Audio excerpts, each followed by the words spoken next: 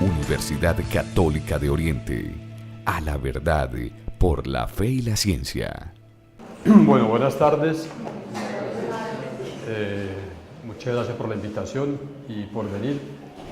Un comentario primero. Estaba hablando con los compañeros que me trajeron que yo habría preferido, yo le ofrecí tres temas a Mila para que escogiera uno para esta charla y ella escogió este. Pero me parecía a mí que hay otro tema que tengo preparado allí, que es el problema de la formación en valores, comparando la formación ética laica con los valores religiosos, desde Habermas y Colbert. Ese tema a mí me parece que habría sido también muy interesante, y hay un trabajo previo anterior a este que se llama El mito como argumentación. ¿Sí? Bueno, pero ya nos decidimos por este trabajo sobre el sujeto o el etos. Les comento primero, este trabajo es un capítulo de un libro que terminó, de un proyecto de investigación que se llama La construcción de los sujetos en el discurso. El grupo de investigación, cada miembro escogió un texto para aplicarle un marco teórico que construimos para analizar el discurso, y yo escogí el texto del Génesis, porque venía de trabajar el tema del discurso mítico. Eso implica que, desafortunadamente, en este texto no aparecerá el marco teórico. El marco teórico está en el primer capítulo del libro, y este vendría a ser como el cuarto o el quinto capítulo. Eso implica que me va a tocar un poquito aburrirlos con la jerga de la semiótica, que es una jerga, porque toda disciplina va construyendo una jerga que trata de decir cosas que en el lenguaje cotidiano no tenemos a veces palabras exactas para decirlas. Entonces pido disculpas por eso de la jerga. Voy a leer el texto porque quiero que lo sigan, y sobre todo porque hay unos cuadritos allí que quiero que vean, que son los cuadritos donde se hace propiamente el análisis semiótico. Bueno, sin más, entonces comienzo. Perdón, una pregunta sobre el desarrollo de la presentación. ¿Se puede hacer preguntas a lo largo de mientras usted va leyendo? Yo preferiría al final. Sí, yo preferiría al final, porque de pronto nos encarretamos mucho en la charla y no termino de leer. Entonces, prefiero leerlo todo primero y luego sí conversamos. Bueno, el texto que voy a analizar aquí son los 3 primeros capítulos del Génesis. Como todos saben, hace parte de los 5 libros del Pentateuco, que según los historiadores pues fue escrito en diferentes épocas y por diferentes autores, y se denominan a veces los laicos, los yavistas, los eloístas. En el caso concreto, el capítulo 1 del Génesis, en la traducción, ahora les comento cuál es, que consulté, en el capítulo 1 se atribuye a la tradición sacerdotal, en algunas versiones, o a la tradición eloísta, y los capítulos 2 y 3 a la tradición yavista. El propósito es mostrar la imagen de Dios que se construye en estos capítulos. Adelanto un poco la tesis. La tesis es que el Dios que aparece en el capítulo 1 del Génesis es distinto al Dios que aparece en el capítulo 2 y 3, ¿sí? Que vienen de diferentes tradiciones. Es más, como sabrán los que son estudiosos de la Biblia, allí hay 2 relatos diferentes de la creación. Hay un relato de la creación en el capítulo 1 y luego hay un nuevo relato de la creación en el capítulo 2 y 3. Entonces sobre eso va a versar un poco el análisis. Entonces voy a mostrar primero este cuadro antes de explicarlo. A ver cómo le puedo bajar un poquito de tamaño para que me aparezca completo.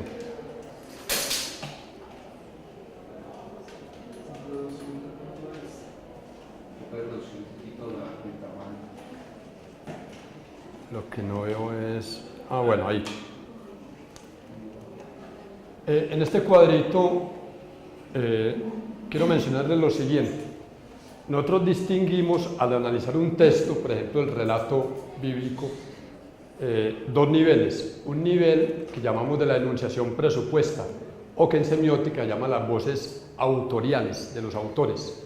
Entonces, hay un enunciador presupuesto no sabemos exactamente quién fue el ser humano que escribió tal y tal texto de la Biblia, tenemos que presuponerlo, a un enunciatario presupuesto, suponemos que el pueblo de Israel, y luego aparece el texto. En el texto ya aparecen propiamente las voces narratoriales, el narrador que aparece allí en el texto, el narratorio al que se dirige, el texto como tal, y los actores, Yahvé, Elohim, Adán, Eva, la serpiente, en este nivel de las voces actoriales. Aquí hay el referente presupuesto que queda por fuera del discurso. Este paréntesis es lo que es objeto de análisis del discurso. El análisis del discurso no analiza las condiciones empíricas, reales, históricas del texto, ni el mundo real, sino lo que en el texto aparece. ¿Sí?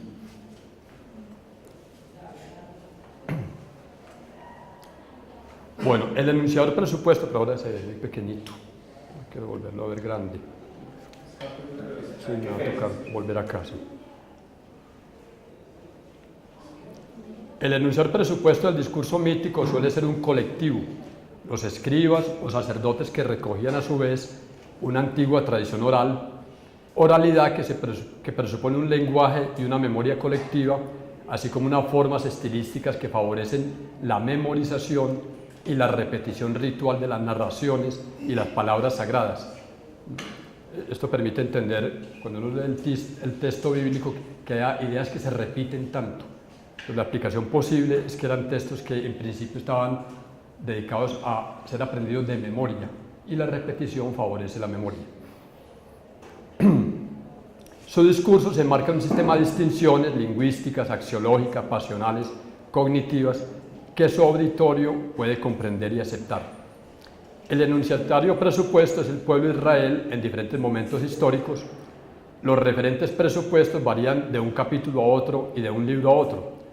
En lo que nos concierne, el capítulo 1 hace el relato de la creación del mundo, el 2 la creación de la pareja humana en el jardín de Edén, y el 3 la comisión de la desobediencia y la expulsión del jardín.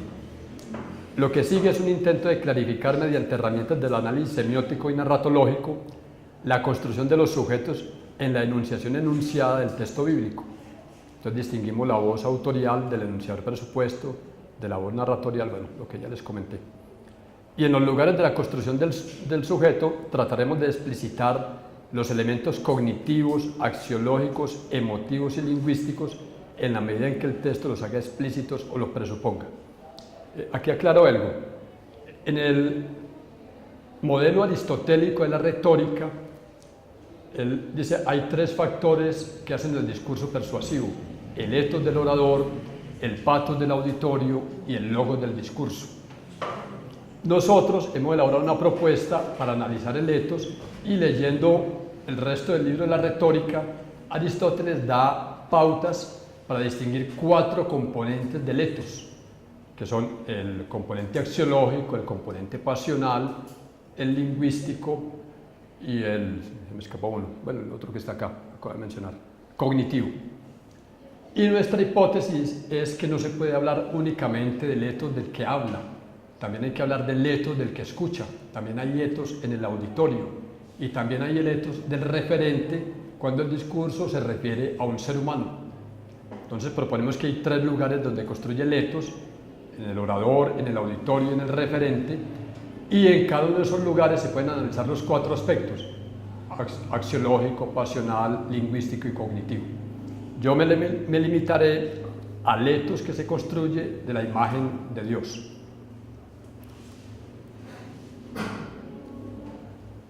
Bueno, este fue el cuadrito. El narrador del capítulo 1 se sitúa en una posición privilegiada, la de aquel que, como locutor e informador, es decir, que hace saber, puede narrar la creación del mundo por Elohim. En este capítulo, el nombre que se le da a Dios es Elohim.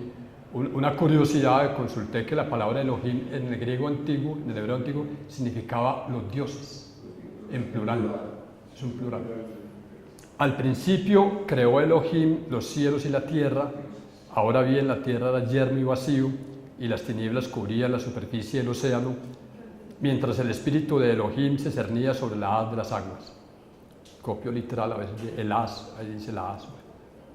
Entonces el actante enunciador el narrador es el que escribió esa parte de la Biblia, el narratario del pueblo de Israel, el contenido del discurso en 3 capítulos del Génesis y el referente, la creación del cielo y la tierra. El esquema narrativo básico nos permite interpretar que el hacer transformador de Elohim permite el paso de un estado 1, que no es dado a conocer, a un estado 2 de creación del cielo y la tierra. Nótese que el narrador parece ocultar, o en clave semiótica, hace no saber el estado 1, sobre el que opera el acto transformador de Elohim para crear el cielo y la tierra. En muchas mitologías, la china, por ejemplo, antes había la nada y se creó el mundo a partir de la nada, o había el caos, como en la mitología griega. Aquí no se dice que había. El espíritu de Elohim estaba volando sobre el haz del océano, y océano lo ponen con mayúscula, como una divinidad, y a partir de ese momento empieza el acto transformador del creador. O sea, no está creando a partir de la nada, había algo antes de que él empezara a actuar. Ahora bien, el narrador da por preexistentes a este acto transformador que hace ser el cielo y la tierra, tanto a Elohim mismo como a por lo menos 2 entidades más, el océano y las tinieblas. Es decir, que en el relato no parece hablar de la creación de un mundo a partir de la nada, sino de la separación de 2 entidades, cielo y tierra, lo que da pie a distinguir entre lo existente presupuesto y lo creado. A menos que para el narrador, como algún traductor sugiere, el par cielo y tierra sea entendido como la totalidad del mundo, lo que de todos modos supone la preexistencia del creador. Elohim, como actor referido, es presentado como creador y como poseedor de un espíritu que ya se cernía sobre la haz de las aguas, cuando la tierra era yerma y vacía y las aguas del océano estaban en tinieblas. De allí que el paso siguiente del actor creador sea hacer la luz. Y dijo Elohim, haya luz, y hubo luz. Vio Elohim que la luz era buena y estableció Elohim la separación entre la luz y las tinieblas. Elohim llamó a la luz día y a las tinieblas llamó noche, y atardeció y luego amaneció día 1. Entonces, cuadrito respectivo. La competencia del actor referido, Elohim, se muestra ahora como capacidad generadora de crear mediante la palabra. Su enunciado, haya luz, es literalmente performativo o realizativo. Su efecto consiste en hacer ser aquello que nombra. Además, el actor creador es a la vez locutor creador, observador y evaluador. Juzga la creación de su palabra y se siente complacido por ella. Y al evaluar a la luz como buena, crea el contrario de mala para las tinieblas. Dicho en términos semióticos, el actor referido Elohim posee 3 capacidades: el hacer creativo, el hacer evaluativo y el hacer nominativo. Al evaluar a la luz como buena, Elohim ejerce a la vez como destinador de la norma evaluadora.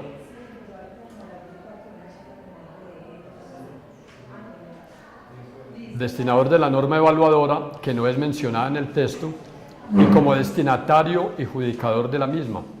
Veremos cómo en el capítulo 2 el actor delega su hacer nominativo al humano que ha creado. Perdón.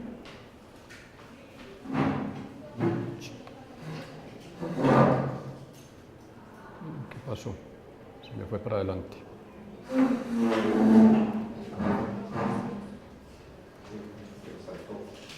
Sí, se me saltó bien atrás.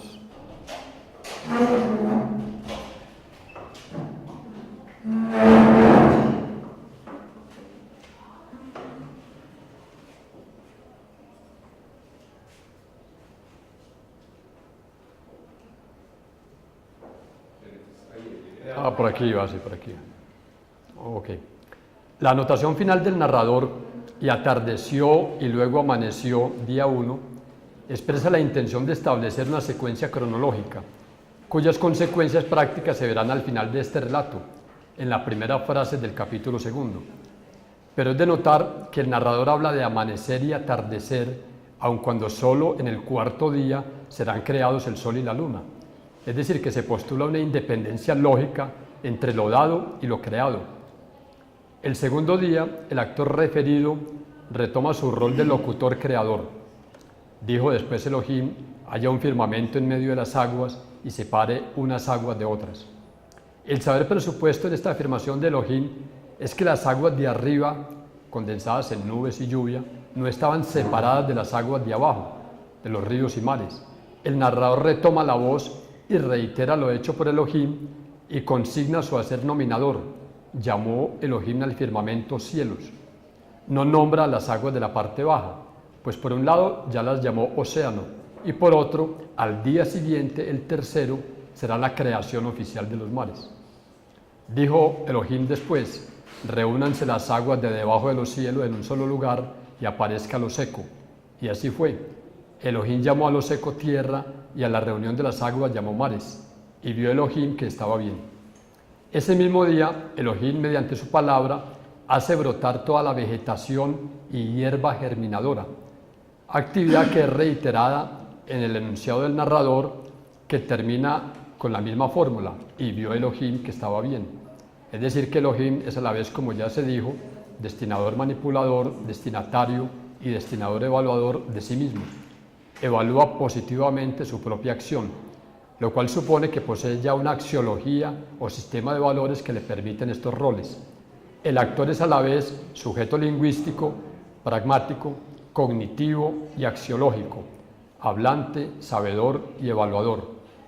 La reiteración de los temas y enunciados es una característica de un discurso que fue concebido para ser memorizado y recitado. En este caso, la reiteración no es sólo de algunas frases, sino también de la estructura formal del relato. El narrador presenta a Elohim pronunciando el enunciado creador, lo comenta y precisa, menciona el acto de nombrarlo recién creado y consigna la autocomplacencia de Elohim.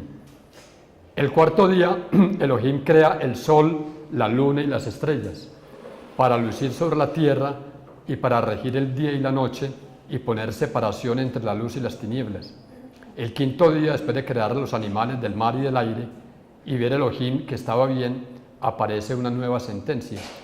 Elohim los bendijo diciendo: procread y multiplicaos y henchid las aguas de los mares y multiplíquense las aves en la tierra.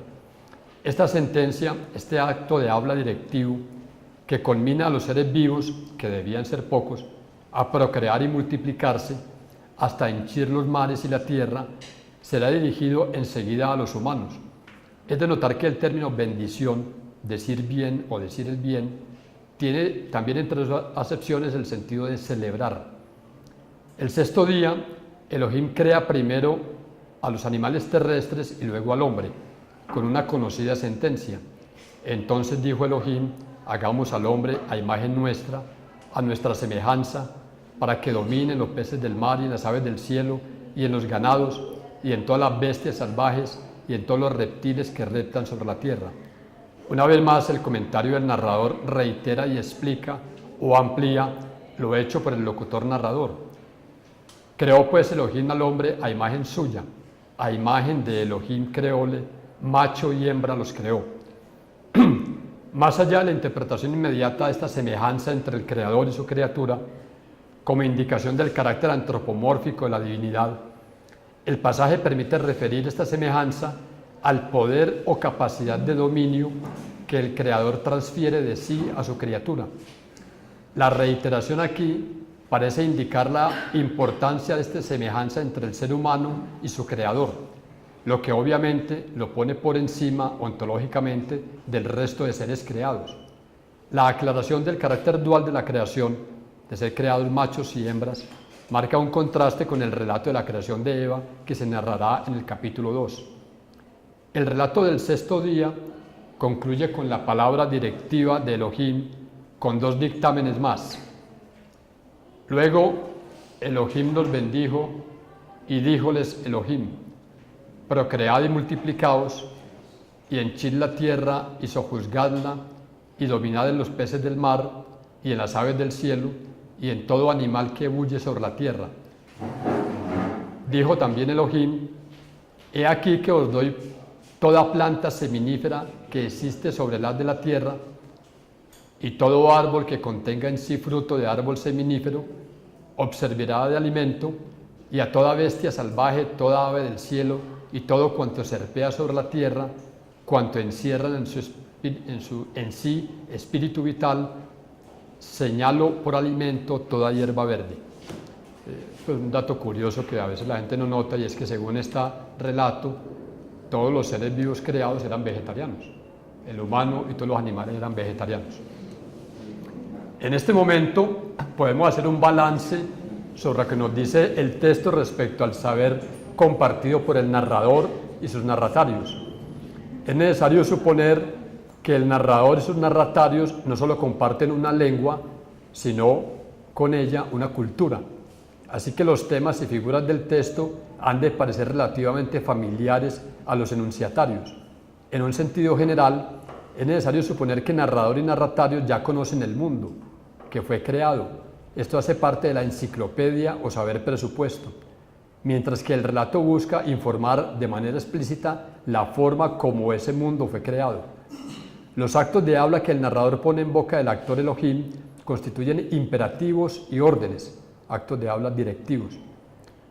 No podría ser de otro modo, ya que el actor crea y ordena, hace ser las cosas y los seres mediante la única herramienta de la palabra.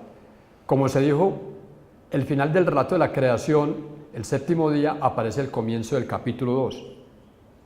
Quedaron pues acabados los cielos, la tierra y todo su cortejo astral, y habiendo acabado Elohim en el séptimo día, la obra que había hecho, descansó en ese día séptimo de toda la obra hecha, y bendijo Elohim el séptimo día y lo declaró santo, porque en él había descansado de toda la obra que Elohim al operar había creado. Esta es la historia de los cielos y la creación y la tierra en su creación. Independientemente de que es posible que este final haya sido agregado posteriormente al relato original, su intención parece clara: establecer la semana laboral de 6 días y un día de descanso. Periodización que es común a las sociedades agrícolas que se guían por un calendario lunar. Aquí el antropocentrismo del actor Elohim, que necesitó descansar el séptimo día de su extenuante labor, sirve para ordenar la actividad de una comunidad de agricultores. La razón de que esto aparezca al inicio del segundo capítulo posiblemente esté ligada al hecho de que el tema de este capítulo, el jardín de Edén y la recreación de Adán y Eva, se enmarca en el establecimiento de un orden social agrícola. Este orden social, que es a la vez orden cósmico, pues es sabido que en el pensamiento mítico no se hace distinción entre el mundo objetivo y el mundo social. Un hecho adicional, en la versión que sigo, a partir de Génesis 2:5, el nombre del actor creador cambia por Yahvé Elohim, con lo que se busca crear un lazo entre el actor creador del capítulo 1 y el actor recreador del capítulo 2.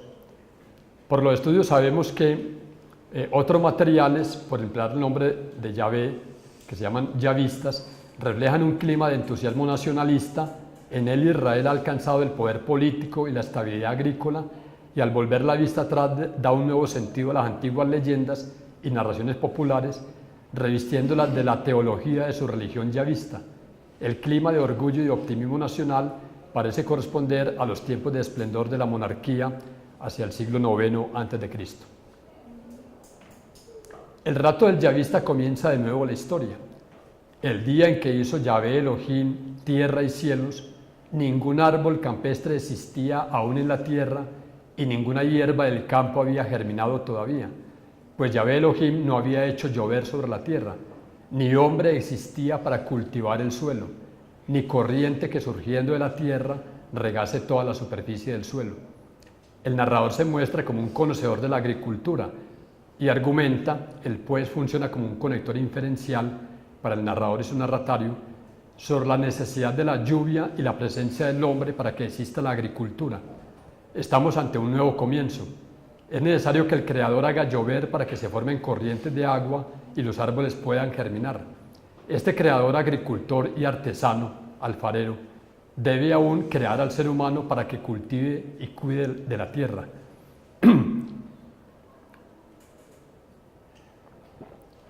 Entonces formó Yahvé Elohim al hombre, Adán, del polvo del suelo, Adamá, e insuflando en sus narices aliento de vida, quedó constituido el hombre como alma viviente. A mí siempre me llama la atención ese insuflar en las narices aliento de vida, porque es un dato compartido por muchas mitologías de la antigüedad, que lo que distingue a un ser vivo y un ser muerto es que el vivo respira, o sea que lo que le da vida es la respiración. Entonces, en la tradición hindú de los yogis, en el taoísmo, en muchas tradiciones, en Egipto, la muerte representa como una mariposa que sale por la nariz. El último aliento es el espíritu. Entonces, el espíritu se identificaba con la respiración simplemente. Es notable la diferencia con el primer capítulo. Allí el hombre fue creado macho y hembra, a imagen y semejanza del Creador. Aquí es creado primero Adán, de polvo del suelo, y el Creador ya no usa el poder de la palabra, sino la destreza de sus manos para modelar el barro. Podemos entonces suponer una comunidad estacionaria que tiene alfarería. El relato continúa con la creación del jardín o vergel en Edén. Vergel o huerto que incluye el árbol de la vida y el árbol de la ciencia del bien y del mal. Luego Yahvé Elohim plantó un vergel en Edén al oriente y allí colocó al hombre que había creado. Yahvé Elohim hizo germinar del suelo toda suerte de árboles gratos a la vista y buenos para comer, y además en el interior del vergel el árbol de la vida y el árbol de la ciencia del bien y del mal. Así pues tomó Yahvé Elohim al hombre y le instaló en el vergel de Edén para que lo cultivara y guardara. Luego dio Yahvé Elohim orden al hombre diciendo: de todo árbol del vergel podrás comer libremente, pero del árbol de la ciencia del bien y del mal no has de comer, pues el día en que de él comas morirás sin remedio. Yo voy a retener esa última frase, morirás sin remedio, porque voy a proponer ahora una interpretación diferente a la tradicional. Yahvé Elohim, quien en este capítulo habla por primera vez, ejerce otra función de la palabra, la función prescriptora. Mientras que el Elohim del capítulo 1 crea todo con la palabra, aquí encontramos un Yahvé Elohim que planta un vergel, que es agricultor artesano, que no solo puede plantar, sino hacer germinar todas las plantas, especialmente los árboles de frutos, pues se trata de crear un espacio para el hombre a la medida de lo que a él le gusta. El narrador crea a Yahvé Elohim a la imagen del deseo de sus narratarios, que puede ser más preciado para un hombre del desierto que un vergel. Elohim, además de cultivar y hacer germinar, crea un ser para que cultive y cuide el vergel. Enseguida, mediante su palabra prescriptora, Elohim establece normas, reglas que debe respetar el ser creado, no comer de un determinado árbol. Para el primer hombre, como para el lector posterior, debió surgir la pregunta: ¿por qué prohíbe explícitamente ese árbol? El narrador mismo debe querer decir algo de sus narratarios con esta mención de las figuras prohibidas de los árboles. Volveré sobre esto. Antes de la escena de la falta o pecado y del castigo, el narrador introduce la creación de la mujer. Dijo después Yahvé Elohim: no es bueno que el hombre esté solo, voy a hacerle una ayuda similar a él. No una compañera, no una ayudante, porque él es un trabajador, peón de la finca. Nótese que el locutor creador es quien decide que el hombre está solo y que esto no es bueno para él. También es notable que, al menos en esta traducción, no le cree una compañera, sino una ayudante, en consonancia con su rol de peón del vergel. Pero en vez de proceder de una vez a la creación de Eva, el actor creador conmina a Adán a que dé nombres a todos los animales, con la esperanza de que encuentre una pareja entre ellos, o mejor, desde el punto de vista del narratario, para dejar claro que las aves, los ganados y las bestias no son compañías adecuadas para el hombre. ¿A qué tipo de personas es necesario recordarles que no deben desear a los animales? Dice el texto: el hombre impuso pues nombre a todos los ganados, a todas las aves del cielo, a todas las bestias salvajes, mas para el hombre no se halló ayuda similar a él. Así pues, Yahvé Elohim infundió un sopor sobre el hombre, que se durmió. Anestesia dirían los teóricos de los antiguos astronautas, el mito que inventaron en televisión. Entonces, anestesia para hacer la operación. Infundió un sopor sobre el hombre que se durmió, entonces le tomó una de sus costillas, cerrando con carne su espacio.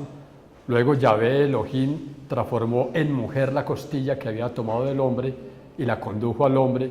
El hombre exclamó entonces, que habla por primera vez: esta sí que es esta vez hueso de mis huesos y carne de mi carne. A esta se le llamará varona, porque de varón ha sido tomada. Luego Yahvé no respeta el nombre de varona y le pone otro nombre. Además de expresar en su complacencia con la compañera, Adán le da un nombre, que es lo que estaba haciendo con el resto de los animales. En el acto de nombrar se denuncia la jerarquía: creador, hombre, mujer, animales. El primero crea todo y nombra a todos los entes celestes y terrestres, excepto los animales, que son nombrados por Adán, quien nombra también a Eva. En el pasaje siguiente, el narrador retoma la palabra para anunciar el destino y la condición de la pareja humana. Por eso, en otras traducciones más bien se dice por esta, abandonará el hombre a su padre y a su madre y se unirá con su mujer, formando ambos una sola carne. Ahora bien, los dos estaban desnudos, el hombre y su mujer, pero no sentían vergüenza. Además de la anotación sobre el destino del macho humano, el narrador toma nota de su desnudez y resalta el hecho de que no sentían vergüenza. Esto permite acercar a la primera pareja antes del pecado a la condición del resto de los animales que estaban desnudos y no sienten vergüenza, es decir, permite equiparar la situación del vergel con la de los animales en su vida instintiva, amoral, prehumana. Bueno, tenía una notica aquí del Prometeo, pero la voy a dejar. El tema de los dos árboles, heredado de la tradición mesopotámica, ¿sí? Los árboles aparecen en el relato de Gilgamesh, como aparece Noé, el diluvio universal, con otros nombres. El tema de los dos árboles, heredado de la tradición mesopotámica, es uno de los episodios más conocidos y enigmáticos del texto. Por la historia que se narra enseguida, sabemos que el hombre comerá del árbol prohibido y será expulsado del vergel antes de que coma del otro, del árbol de la vida, que extrañamente no estaba explícitamente prohibido. Sabemos también que el desobediente hombre no morirá por comer del árbol, aunque podemos conjeturar como resultado de comer del árbol la aparición del pudor, tal vez un preludio de la conciencia moral, resultado de comer del árbol de la ciencia del bien y del mal, que dice un traductor, tal vez quiere decir el árbol de la ciencia de todas las cosas, y la conciencia de la muerte, que es lo que aquí más me llama la atención. Quiero leer, creo que es la nota 4. No es la nota que quiero leer, más adelante está. Veamos ahora el capítulo 3. Habla el narrador, nótese la humanización del actor serpiente, que es astuta y habla. Pero la serpiente era el más astuto de los animales del campo que Yahvé Elohim había producido, y dijo a la mujer: ¿con que Elohim ha dicho, no habéis de comer de ningún árbol del vergel? Y contestó la mujer a la serpiente: del fruto de los árboles del vergel podemos comer, pero con respecto al fruto del árbol que está en el interior del vergel, ha dicho Elohim, no comáis de él ni lo toquéis, para que no muráis. La serpiente, como interlocutor de la mujer, le hace una pregunta capciosa que obliga a la respuesta aclaratoria de la mujer. Nótese que en el capítulo 2 la prohibición le fue impuesta a Adán antes de la creación de Eva. Continúa el diálogo. La serpiente dijo a la mujer: no moriréis, por supuesto. Es que Elohim sabe que el día en que comáis de aquel se abrirán vuestros ojos y os haréis como dioses, sabedores del bien y del mal. La respuesta de la serpiente parece veraz, pues si el árbol es denominado por Elohim de la ciencia del bien y del mal, ese debe ser su efecto. Además, la serpiente está acusando a Elohim de mentir y de temer que los humanos se hagan semejantes a él en sabiduría. Pero ¿acaso no habían sido creados en el capítulo 1 a su imagen y semejanza? Esto ya no parece contar desde la segunda creación en el capítulo 2. Usando la terminología de Greimas, podemos decir que mientras que Yahvé Elohim, sujeto 1, ejerce sobre Adán y Eva, sujeto 2, una forma de manipulación intimidante, ese 1 presenta a ese 2 un objeto como negativo, peligroso, no comáis de él ni lo toquéis para que no muráis. La serpiente, sujeto 1, ejerce sobre Eva una forma de manipulación tentadora. Ese 1 presenta a ese 2 un objeto de valor positivo. El día en que comáis de aquel se abrirán vuestros ojos y os haréis como dioses, sabedores del bien y del mal. En la axiología que el narrador pone en juego, resaltan el valor negativo de la muerte, antivalor que servirá como valor intimidante para Yahvé, y el valor positivo del conocimiento del bien y del mal, que servirá a la serpiente como objeto de tentación. Bueno, este esquemita es donde graficamos esos roles de destinador, destinatario sujeto, destinador judicador, antidestinador, que es la serpiente, etc. Ya es, digamos, parte de la terminología técnica de la semiótica de Greimas. Continúa el narrador. Viendo pues la mujer que el árbol era bueno de comer y un deleite a los ojos, y que era el árbol apetecible para lograr inteligencia, tomó de su fruto y comió, haciendo también copartícipe a su marido, el cual comió. Abriéronse entonces los ojos de ambos y comprendieron que estaban desnudos, por lo cual entretejieron follaje de higuera e hiciéronse unos ceñidores. Enseguida oyeron ruido de pasos de Yahvé Elohim, que paseaba por el vergel a la brisa de la tarde, y el hombre y su mujer se ocultaron de la presencia de Yahvé Elohim por el interior de la arboleda del vergel. Resalto tres aspectos de este párrafo. Primero, la mujer come del árbol porque éste le parece bueno para comer, valor concreto, un deleite para los ojos, valor estético, y apetecible para lograr inteligencia, un valor cognitivo. La predicción de la serpiente se cumple, se abren sus ojos y toman conciencia de algo que antes no notaban, su desnudez. Y tercero, el carácter antropomórfico de Yahvé Elohim, que camina por el jardín para disfrutar de la brisa de la tarde. El narrador continúa el relato. Yahvé Elohim entonces llamó al hombre diciéndole: ¿dónde estás? Y contestó: he oído tu voz en el vergel y temeroso, porque estoy desnudo, me he ocultado. Replicó Yahvé Elohim: ¿quién te ha indicado que estabas desnudo? ¿Has comido acaso del árbol del que te ordené que no comieras? Respondió el hombre: la mujer que pusiste junto a mí, esa me ha dado el árbol, y he comido. Yahvé Elohim dijo a la mujer: ¿qué es lo que has hecho? Contestó la mujer: la serpiente me sedujo y he comido. En este diálogo de Yahvé Elohim con sus interlocutarios, el hombre y la mujer, que no son llamados por sus nombres, se resalta primero la conciencia de la desnudez y la vergüenza y el deseo de ocultarse, como consecuencia de haber comido del árbol de la ciencia del bien y del mal. Segundo, el desplazamiento ante la responsabilidad por la desobediencia del hombre y la mujer, del hombre a la mujer y de la mujer a la serpiente, lo cual confirma la hipótesis de la jerarquía que aquí sostengo: divinidad, hombre, mujer, animal. Y tercero, el carácter heterónomo de la moral de Adán y Eva, quienes no han interiorizado la norma que aparece encarnada en un sujeto externo, Yahvé. La parte final del capítulo se desarrolla con los castigos impuestos por la divinidad a sus criaturas y la expulsión del jardín, es decir, con el ejercicio de la palabra directiva, que es el uso preferido de la palabra por Yahvé Elohim. Entonces dijo Yahvé Elohim a la serpiente: por cuanto hiciste tal, maldita seas entre todos los ganados, entre todas las bestias salvajes, sobre tu vientre caminarás. Se supone que antes caminaban en sus patas. Sobre tu vientre caminarás, polvo has de comer todos los días de tu vida. Enemistad pondré entre ti y la mujer, y entre tu prole y su prole, la cual te atacará a la cabeza, mientras tú tratarás de atacarle el calcañar. Y a la mujer dijo: multiplicaré sobremanera los sufrimientos de tu gravidez, con sufrimiento parirás hijos, y hacia tu marido será tu tendencia, y él te dominará. Y al hombre dijo: por cuanto escuchaste la voz de tu mujer y comiste del árbol acerca del cual te había dado órdenes diciendo: no comerás de él, maldito sea el suelo por tu causa. Con fatiga te alimentarás de él todos los días de tu vida. Espinos y abrojos te germinará, y comerás la hierba del campo. Con el sudor de tu rostro comerás pan, hasta que tornes al suelo, puesto que de él fuiste tomado, por cuanto polvo eres y has de tornar al polvo.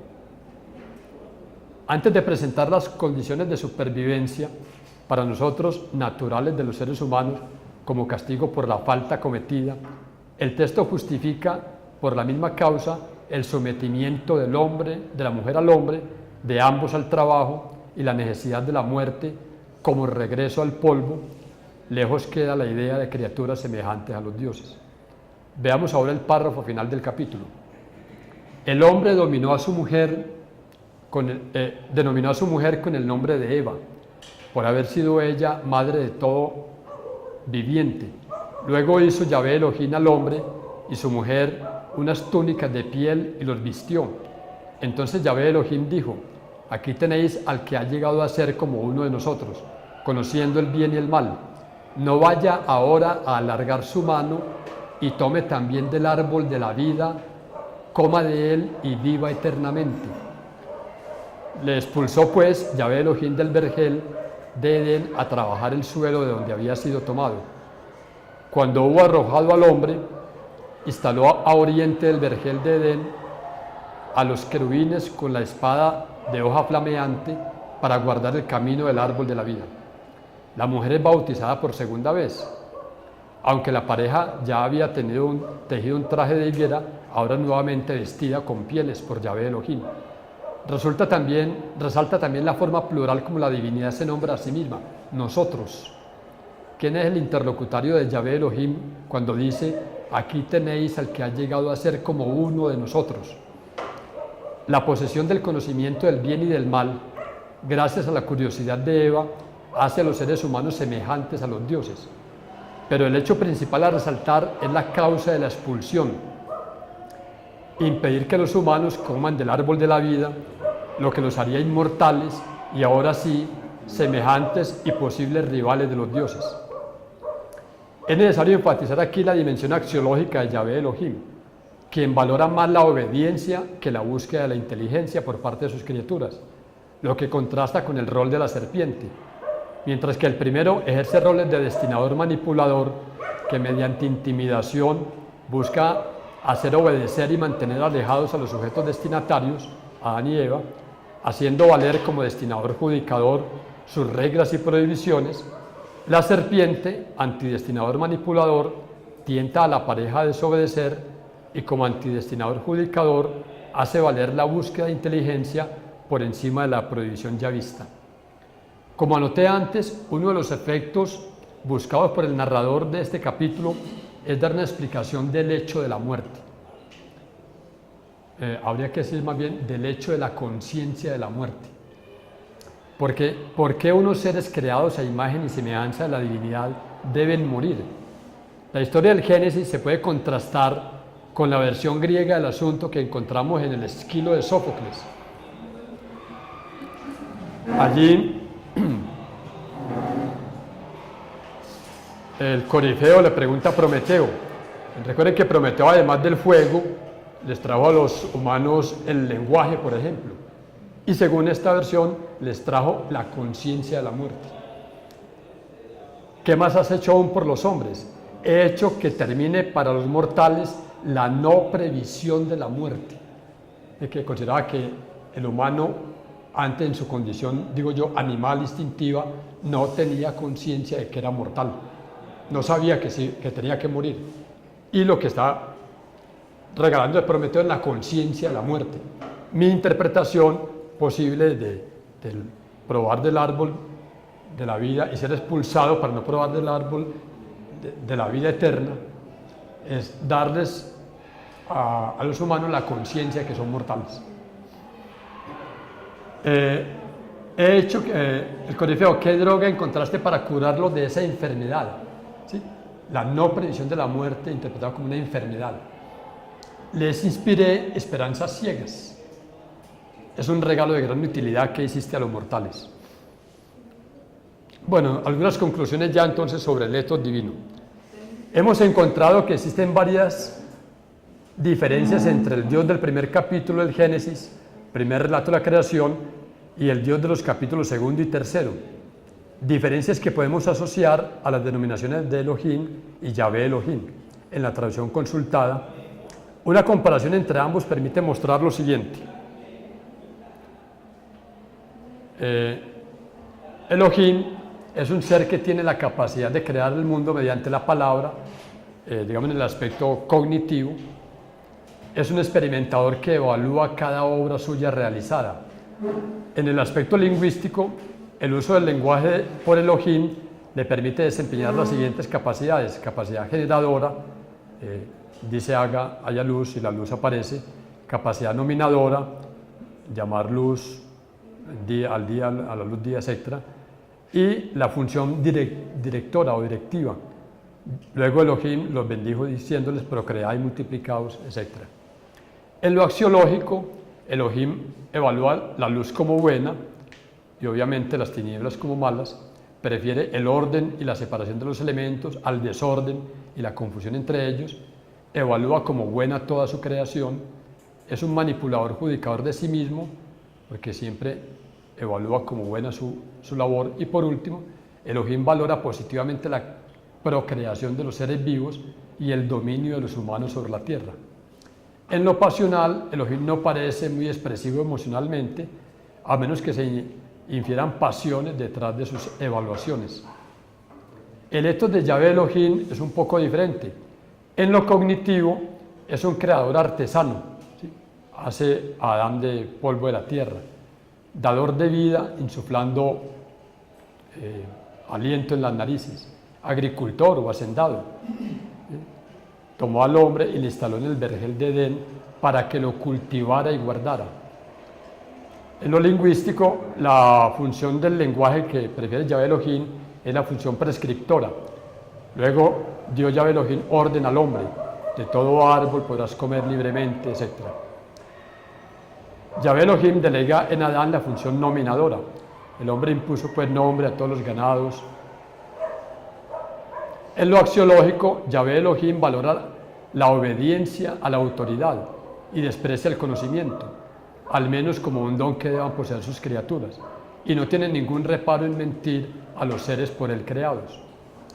En el aspecto pasional, la escena de la expulsión nos muestra a un ser que castiga drásticamente y siente celos de que los humanos puedan llegar a ser iguales a él, a diferencia del primer Elohim, que desea hacer seres a su imagen y semejanza. Una última observación: la humanidad ha creado a Dios a su imagen y semejanza, es decir, a la imagen y semejanza de sus sueños y temores de cada época. Del análisis del etos de los actores de este relato, podemos aprender mucho sobre el etos de los grupos humanos que imaginaron a Dios según sus recursos lingüísticos, cognitivos, axiológicos y pasionales. ¿Listo?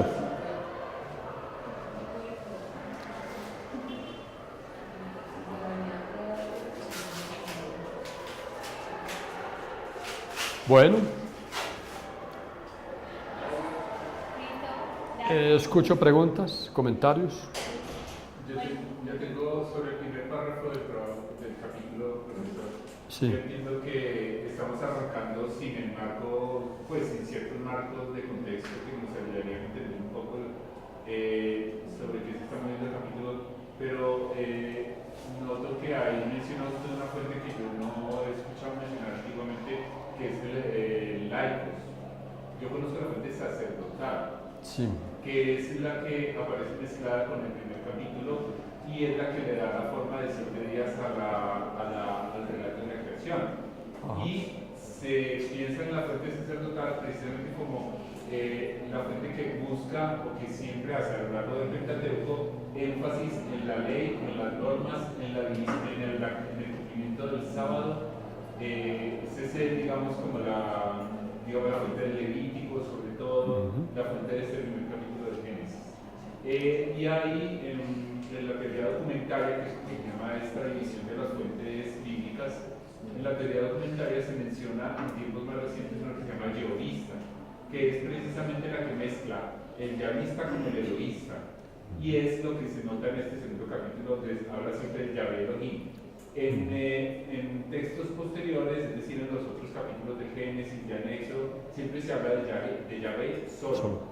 Solamente en este capítulo segundo aparece Yahvé Elohim, que es el eloísta.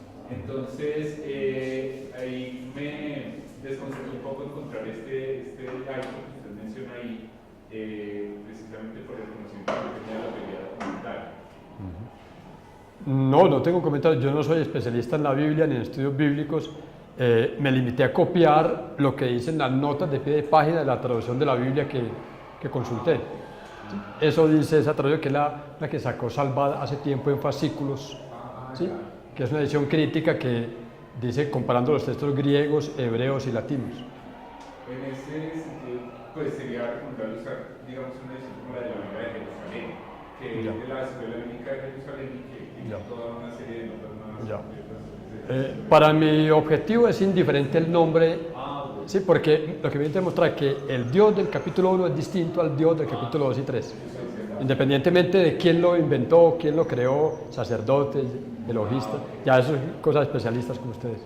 Otra cosa que yo también quería acotar es, por ejemplo, también en el primer capítulo de la creación, el tema de las aguas. Efectivamente, la creación en el primer capítulo no es de la nada, es una creación sobre algo que ya está, que es principalmente aguas. En hebreo es interesante porque esas aguas se llaman magma. Incluso todos los plurales masculinos casi siempre en hebreo terminan en im, por eso Elohim. Magim es las aguas, entendemos entonces que es un masculino. Pero es interesante que los cielos se llaman shamayim, es decir, como las aguas superiores. Y cuando uno lee algunas traducciones dice, separó las aguas inferiores de las aguas superiores, magim a shamayim. Entonces ese es uno de los aspectos también interesantes de este relato de la creación ahí, sobre el tema de las aguas y sobre la creación de la nada. Sí, que a uno le suena muy extraño separar las aguas de arriba de las aguas de abajo. Ya para uno dice, pues el agua de arriba son solo nubes, solamente hay agua abajo, pero en esa tradición no. Sí. Una observación en el primer capítulo también, que hay también posiciones, interpretaciones hebreas de que entre el primer capítulo, porque aquí hablamos de una creación que va parte de, pues no es ex nihilo, ¿cierto? Pero quienes defienden la propuesta ex nihilo dicen que entre Génesis 1.1, en el principio, bueno, de hecho, en el original también es en un principio, no es un principio determinado, no aparece el artículo definido. En un principio creó los cielos y la tierra, y el versículo, ya porque el versículo 2, se menciona ya que Dios se movía sobre la paz, y etc. Entonces, la propuesta que se hace por otro lado es que entre el versículo 1 y 2 pueden haber transcurrido eones, ¿cierto? Y entonces ese versículo 1 se refiere a un principio fundamental, primordial, de donde antes no había, ¿cierto? Y que a partir de ahí entonces Dios empieza a organizar lo que ya él mismo tenía. Pero bueno, eso es ya cierto muy de la lingüística, de la parte hebrea. Pero yo tenía una pregunta de su internet y tiene que ver con lo último, con la parte axiológica del Dios del segundo capítulo. En la parte axiológica donde dice que a Dios se le permite entonces mentir y que no le interesa el conocimiento, ¿cierto?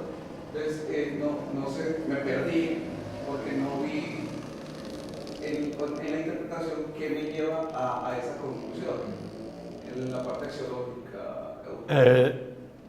No, que lleva a la conclusión, pues el relato mismo. Decir, si comen de este árbol morirán. El árbol de la ciencia. Y la serpiente dice, no morirán, se harán conocedores del bien y del mal. Ya, después aparte. Bueno, sí. Porque, sí, claro, pues es que aquí hay mentalidades, ¿cierto?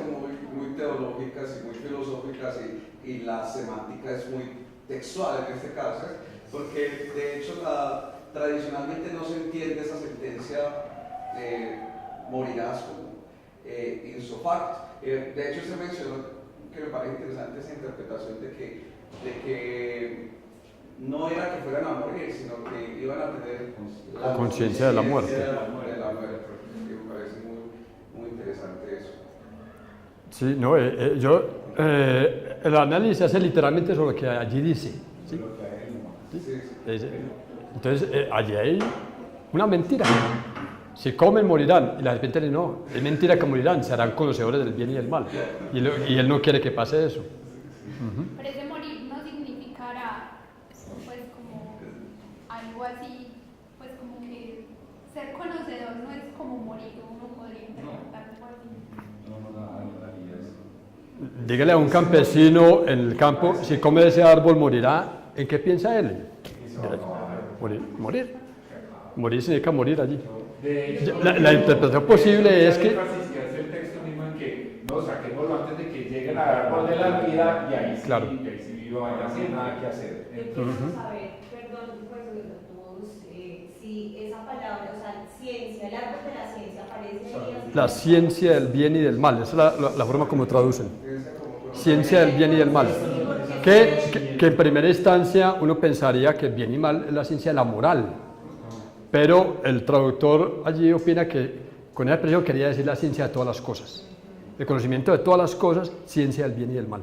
Porque uno lo que puede inferir con eso es que la ciencia o el conocimiento era visto como algo peligroso, ¿cierto? Esa es la interpretación literal que yo hago. Claro, ¿sí? sí, Yahvé no quiere que Adán y Eva posean la ciencia del bien y del mal, pero les prohíbe el árbol.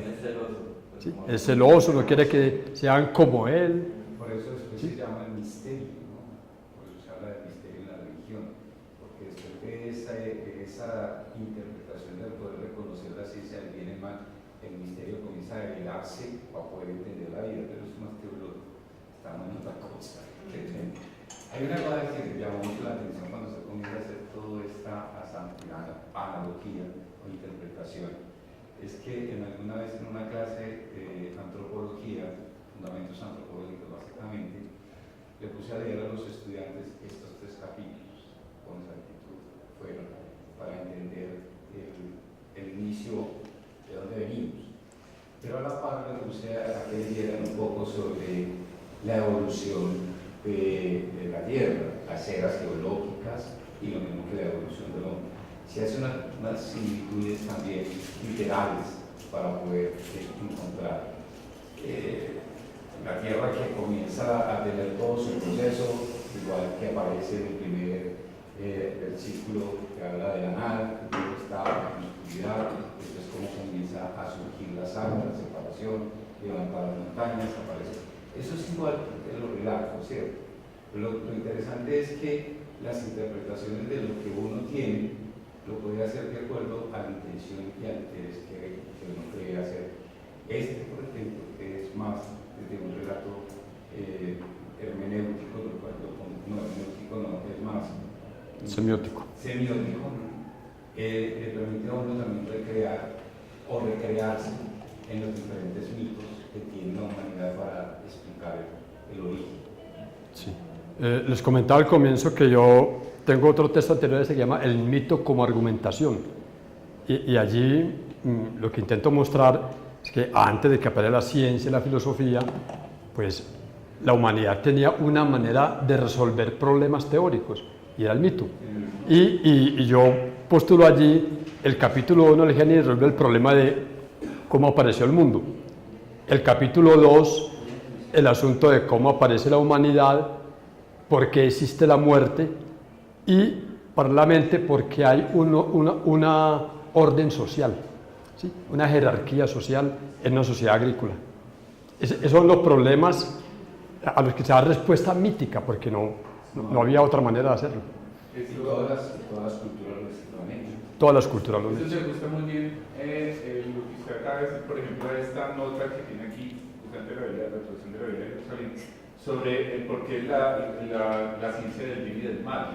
Entonces, se gusta como la explicación del mito que está creado para dar a entender que el hombre no se puede arrogar a sí mismo el derecho de decidir qué es bueno y qué es malo, sino que eso le corresponde solo a Dios. Al actuar en desobediencia, el hombre quiere arrogarse ese derecho y quitárselo a Dios. Y esa es la razón por la que Dios lo expulsa del paraíso. Claro. Entonces ese, digamos, derecho es el que está fijado mediante la ley, que obviamente ya uno sabe que la intención del autor es hacer énfasis en la ley de Moisés o en la ley que existiera en el momento, pues en la ley de Moisés, que es la que tradicionalmente ha existido en el pueblo de Israel.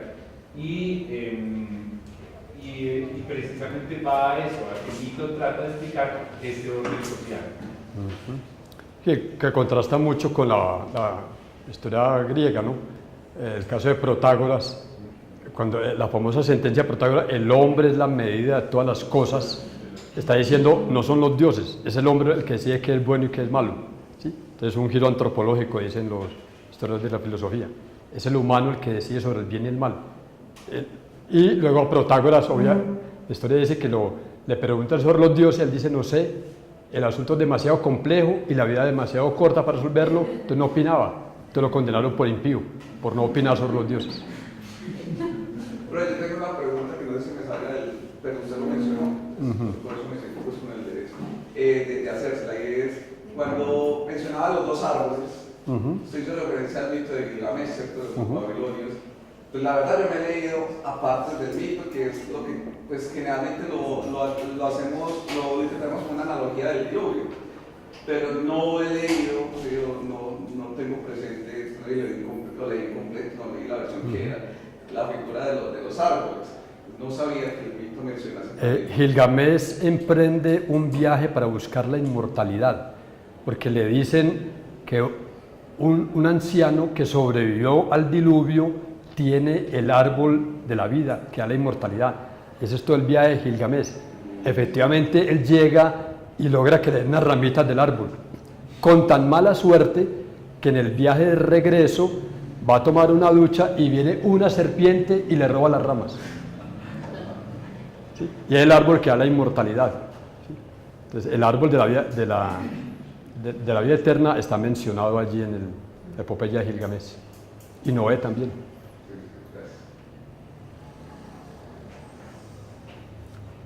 Yo quiero hacer una pregunta dentro de mi total ignorancia en el tema, porque ni la retórica ni la teología es mi tema, pero yo cuando lo escucho usted va mencionando como, o sea, usted plantea, bueno, no sabemos quién escribe, no partimos de ese contexto, pero usted va como intentando hacer una recreación del contexto a partir de lo que se infiere del texto. Exactamente. Del texto podemos inferir qué pensaban las personas que escribieron eso, aunque no hayamos conocido a las personas. No las conocemos, pero sabemos que puede ser una sociedad agrícola, que quizás está en un desierto o en una zona desértica.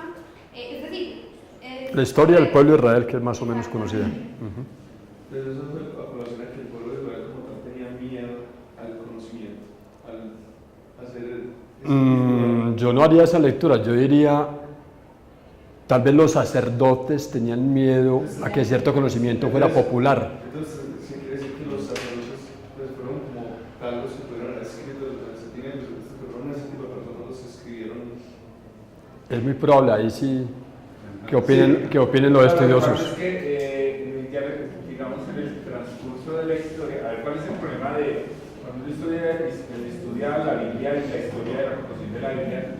Entiende también un poco del contexto, que precisamente sale un poco ya de lo reglamento del semiótico, pero en el contexto bíblico ya se trata de que Israel siempre peleó como con el contexto en el que vivía, como con los pueblos vecinos. Entonces, ¿cuál es el temor de los autores bíblicos?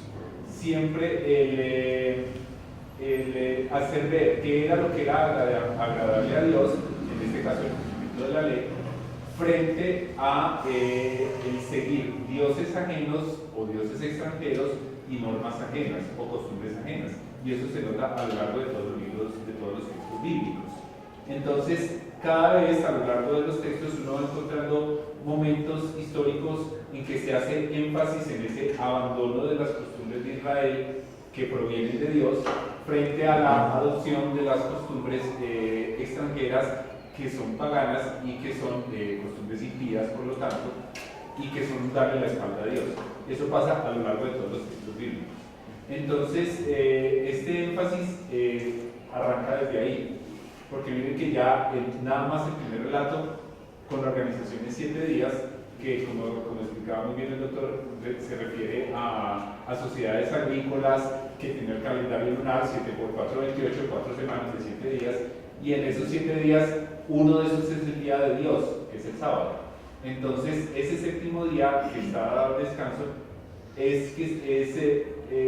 expresión de eso es la organización del relato en esos 7 días en el cual el séptimo día es descanso. Es decir, es una manera de enfatizar usted tiene que guardar el sábado, porque es que el sábado es un día sagrado, y por eso se apedreaba que trabajaba el sábado.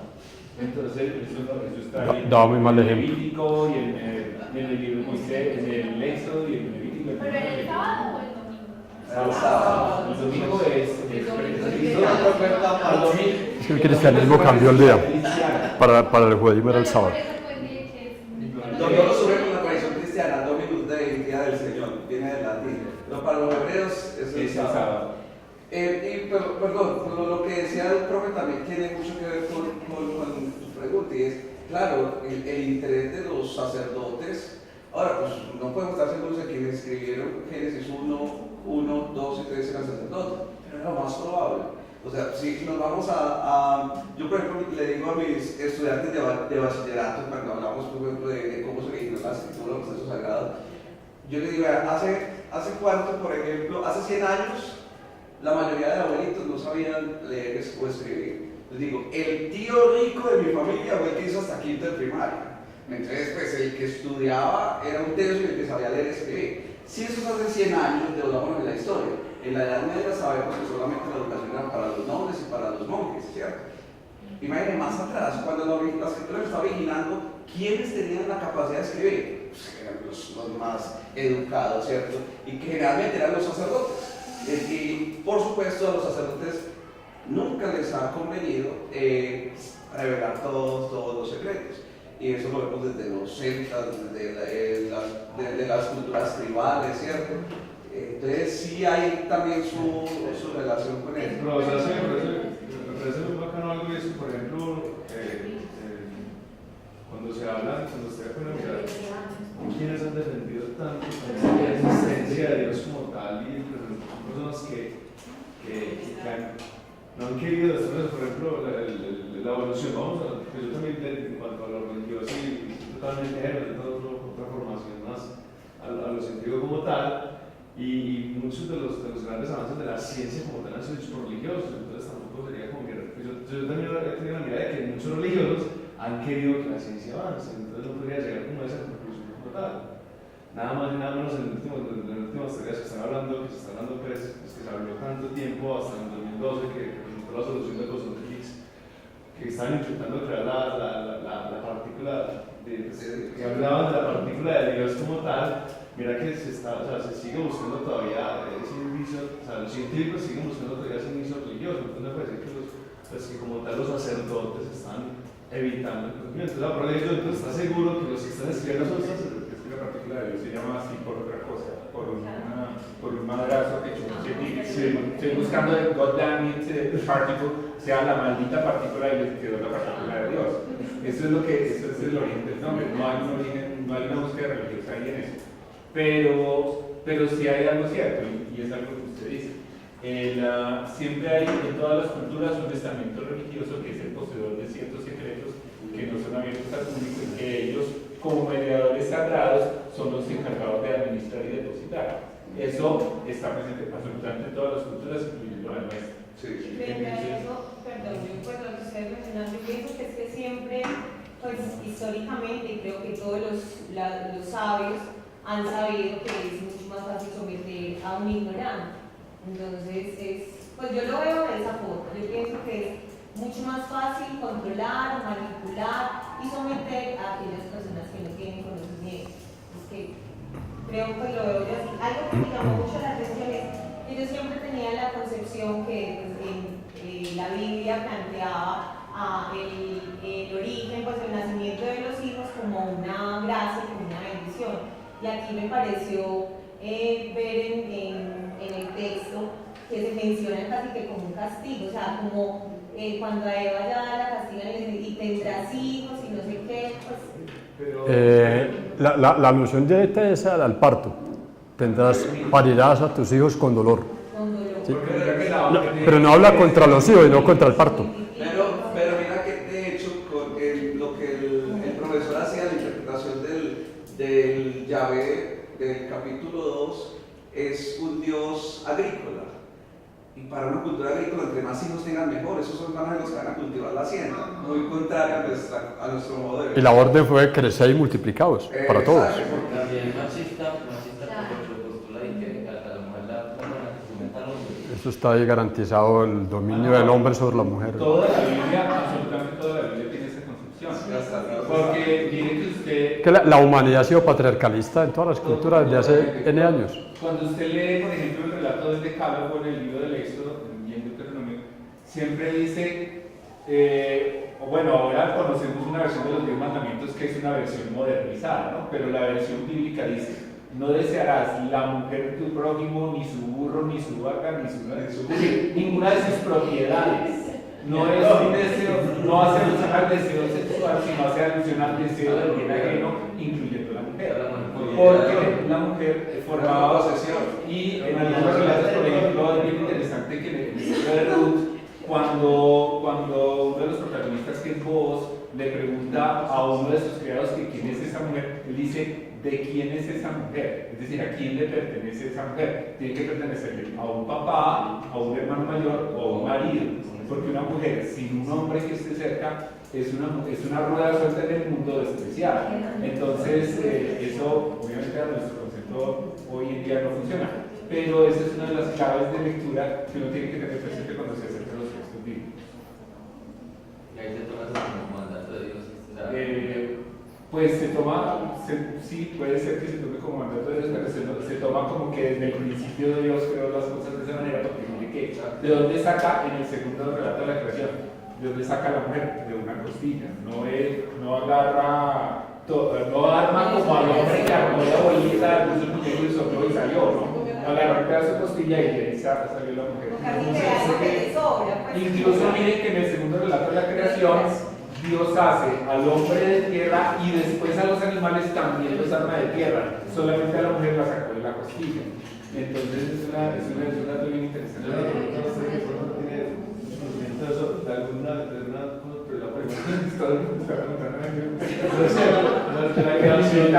A mí me tiene aquí todos los días. La declaración de una mujer antes a Eva, no sé qué. Lo que pasa es que el proceso de formación del Génesis es muy complejo precisamente porque parte de los anteriores, ahí está Gilgamesh, está, bueno, y hay otros relatos anteriores, sobre todo mesopotámicos. Entonces hay un libro muy interesante que no sé si el profesor conoce, pero que yo recomiendo, ojalá uno lo pudiera encontrar porque es un libro que ya no sé si circula, que se llama Los mitos del Génesis, que fue escrito por Robert Graves y por otro autor judío especialista. Los mitos hebreos de Graves. Hay uno que llama mitos hebreos de Graves. Ese. Y ahí él recopila absolutamente toda la documentación antigua, anterior incluso a Jesucristo, que hace mención de los mitos que están relacionados con los relatos del Génesis. ¿Cómo era el mito de esta otra vieja? De Lilith. Pero en algunos mitos mesopotámicos, Lilith es realmente un monstruo primordial, como un primer monstruo que habitaba en las aguas. Entonces, ese temor a las aguas que aparece a lo largo de todos los relatos bíblicos y esa relación con las aguas en el relato de Génesis está relacionado con el primer relato mítico de Lilith, que habitaba en las aguas, y por eso las aguas son una especie de... Pero no tendrá algo que ver con el hombre, el miedo que el hombre le tenemos a las mujeres también. Pues, les quería mostrar este cuadrito únicamente del trabajo anterior, que es el mito como argumentación. Yo trabajo un esquema elaborado a partir de Charles Sanders Peirce. En la última época de su vida, él dice: la manera como la mente humana resuelve problemas, sea en la vida práctica o en la ciencia, es una secuencia de abducción, deducción, inducción. Él revisó toda esa teoría que venía de la metodología clásica, que o inducción o deducción. Él dice: no es o esto, son tres cosas y es una secuencia. Él dice... Ya agrega la abducción, es la que agrega, ¿cierto? ¿Cómo? Porque ya venía deducción y inducción, él agrega la abducción. Él dice que ya estaba en Aristóteles, pero que por un error de los copistas, la palabra que nombraba inducción, la que llamaba abducción, era muy parecida en griego, epagogé y apagogé, y que pensó que era una sola palabra y lo trajeron siempre como inducción, pero que eran tres. Y él propone, después de dar muchas vueltas, un esquema donde dice, partimos de que hay problemas a resolver, algo nos genera una duda, en contra de Descartes, que decía que podemos dudar de todo. Decía: no, estamos llenos de creencias, casi nunca dudamos de nada. Sabemos quién es quién, qué es el semáforo, qué es. De vez en cuando dudamos, algo nos crea un problema. Y ahí empezamos a surgir una hipótesis para resolver el problema. Esa es la abducción. Imaginar una hipótesis para resolver el problema. Luego que tenemos la hipótesis, aplicamos el método deductivo, diciendo: si esta hipótesis fuera verdadera, qué consecuencias se seguirían de ella. Y finalmente aplicamos la inducción para ver si las consecuencias que dedujimos de la hipótesis se verifican o no en la práctica del mundo real. ¿Sí? Entonces yo trabajo con ese esquema, tratando de que los estudiantes aprendan a hacer proyectos de investigación con ese esquema, y les he mostrado que también el pensamiento mítico puede ser entendido desde ese esquema peirciano. Entonces una opción es esta. Le digo, bueno, surge el problema, ¿sí? Mediante inducción se crea un relato mítico que resuelve el problema y luego se infieren del relato deberes, prohibiciones y obligaciones que crean rituales y normas de comportamiento. ¿Sí? Entonces, la creación de rituales y deberes es el momento inductivo del pensamiento mítico. Si esto es verdad, si es verdad el relato de la última cena, debemos celebrar la misa en el ritual de conmemoración del relato. Si es verdad que se prohibió trabajar el séptimo día, debemos conservar un día de descanso como regla, como ritual. Entonces, estoy trabajando, hasta aquí la cosa me funciona bien, todavía no estoy muy convencido de la inducción porque he encontrado muchos textos que defienden que el ritual es anterior al mito, que los rituales son anteriores a los mitos, y entonces no me cuadra. Porque yo digo, un ritual necesita una justificación teórica, Claro, sí, y esa justificación teórica tiene que ser de tipo mítico. Eso es una imitación de lo que hacen los dioses, es un ritual. Pero entonces los autores, ¿cómo lo No, digo de los antropólogos. Los antropólogos. Dice que les lo dieron, No, los antropólogos suponen que el ritual incluso surgió en una época primitiva en la cual el lenguaje apenas se estaba constituyendo y había una serie de sonidos, a veces musicales, que congregaban a la comunidad y generaban rituales, pero yo sinceramente no creo ese relato porque a mí me parece que el ritual necesita la justificación de un relato mítico. Al menos en el imaginario del que practicaba el ritual, pues, pero es cierto, y la sociedad. Así es, el mito no estuviera escrito, porque realmente no estaban escritos, eran historias que se contaban, ¿sí? Se repetían verbalmente. Bueno, si es todo, muchas gracias. Profesor, sí tengo una duda. ¿Usted podría darnos un repaso de ese primer cuadro que nos mostró donde está? Qué pena la Bueno, tengo otro texto donde explico ya solamente se llama el modelo de investigación de Charles Sanders Peirce. Ah, ok. ¿Sí? Más bien lo ponemos en contacto y no les puedo mandar copias. Yo practico una norma que creó un compañero que dice: no permitas que te roben tus ideas, regálalas. Pero es muy claro, espero que la haya publicado.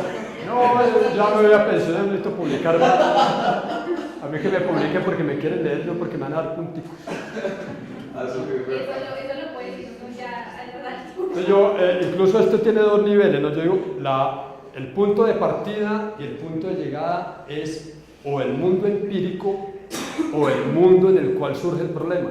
Yo digo, digamos que el mundo en el que surge el problema es la crítica a la razón pura de Kant. De ahí me surge un problema en ese texto. Entonces yo hago una hipótesis, tal vez este concepto de a priori tiene tal significación. Si eso es cierto, tales cosas deberían coincidir. Vuelvo al texto y verifico si mi hipótesis se confirma o no en el texto mismo. Entonces el punto de partida o es el mundo empírico o es un texto o es un mundo construido. Y obviamente el paso deductivo es siempre abstracto, teórico. La deducción, como la entienden los lógicos de Aristóteles, no es algo del mundo empírico, es un proceso mental. ¿Sí? Si esto es cierto, tales consecuencias deberían darse. Es la inducción la que verifica o refuta si las inferencias son válidas o no válidas. Pero es un proceso mental. Todo es un proceso mental. Ahora, obviamente la inducción en el campo de la experimentación científica necesita experimentos, laboratorio, observaciones. Profesor, ¿cómo definimos falsación? Falsación, en la versión popperiana inicial, eso se basa en el cuadro aristotélico. Si todos los cisnes son blancos y encuentro el negativo, hay un cisne que no es blanco, hay un cisne negro, quedó falsada la teoría de que todos los cisnes son blancos. Aquí las hipótesis falsan mediante inducción. En esto, vean, el modelo de investigación de Popper es esto sin la abducción. Popper pelea mucho, la ciencia no es inductiva, la ciencia es deductiva, pero empieza con problemas y conjeturas. Bueno, ¿de dónde salen los problemas y las conjeturas? Pues diría por abducción. Bueno, muchísimas gracias. Universidad Católica de Oriente. A la verdad por la fe y la ciencia.